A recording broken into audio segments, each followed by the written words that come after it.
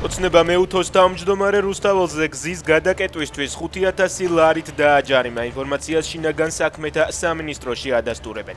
ფინეთის საგარეო საქმეთა მინისტრი, რომელიც რამდენიმე დღეა ოცნების თავდასხმის სამიზნეა, პარლამენტის წინ შეკრებილი მოქალაქეების მხარდასაჭერად მივიდა.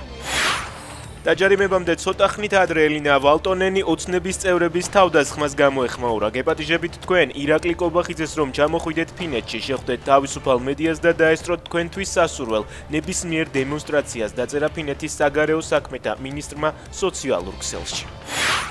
დამგრძელავი ბიუროს ხელმძღვანელი, კონსპიროლოგი, ანტიგლობალისტი, მითების დეტექტორმა იმ დამკვირვებლების საქმიანობა გაარკვია, რომლებიც ოცნების მოწვევით თვითმმართველობის არჩევნებს ესწრებოდნენ. მათ განცხადებებს ოცნების პროპაგანდისტული მედია აქტიურად აშუქებდა. ისინი ევროპული საარჩევნო სადამკვირვებლო ორგანიზაციების ქსელმა ფსევდო დამკვირვებლებად შეაფასა.